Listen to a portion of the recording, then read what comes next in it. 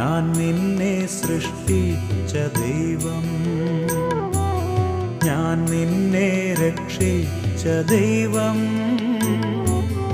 ഞാൻ നിന്റെ പാതയിൽ എന്നും വെളിച്ചമായി നിന്നെ നയിക്കുന്ന ദൈവം.